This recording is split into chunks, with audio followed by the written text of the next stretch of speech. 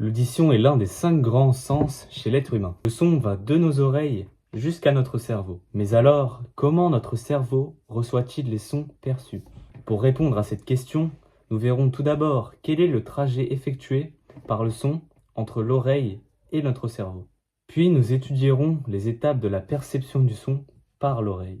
Et enfin, nous nous demanderons comment notre cerveau peut-il comprendre les sons transmis par l'oreille.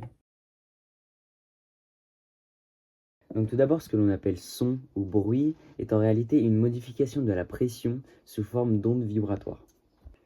Ces vibrations arrivent jusqu'au pavillon de l'oreille qui peut recueillir les vibrations grâce à sa forme. Il s'agit donc de l'oreille externe que l'on peut voir.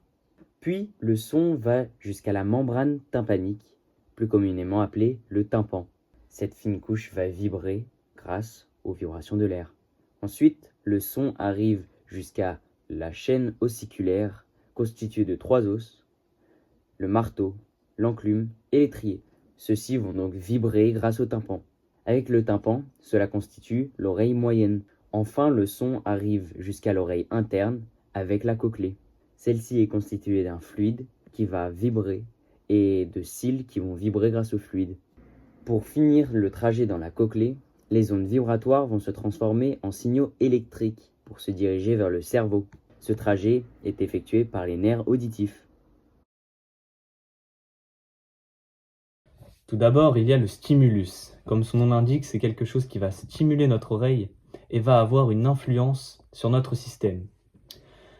Ce stimulus va également déclencher un phénomène interne. Puis, l'organe récepteur, l'oreille dans notre cas, va capter le son et faire le trajet énoncé précédemment. Après cela, la zone dans le cerveau spécialisée dans la perception auditive, le cortex auditif, situé dans le lobe temporal, va analyser le son, sa fréquence et d'où est-ce qu'il provient. L'aire de Wernicke, situé à côté, aide à la compréhension du son. Enfin, après cela, les signaux électriques se divisent et sont envoyés dans 3 zones différentes. La sonie, qui va reconnaître l'intensité du son. La hauteur tonale, qui participe à la sensation de fréquence. Et pour finir, le timbre, qui différencie les sons entre eux. Tout d'abord, le cerveau perçoit les sons sous forme de signaux électriques. Il va les analyser afin d'en comprendre la nature et la provenance. Comme dit précédemment, c'est le cortex auditif qui va reconnaître la fréquence et d'où est-ce que le son provient. L'aire de Wernicke, quant à elle, comprend les sons.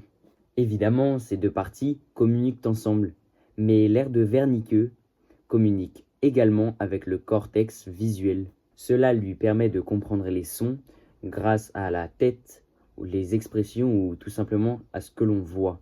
En guise de conclusion, notre cerveau peut percevoir les sons grâce aux différents os et organes qui le lui transmettent à travers l'oreille. Il arrive à le comprendre grâce au réseau de neurones qu'il a et grâce aux signaux électriques que celui-ci peut gérer. Il arrive à les analyser grâce aux différentes parties qui travaillent ensemble afin de nous assurer une bonne audition.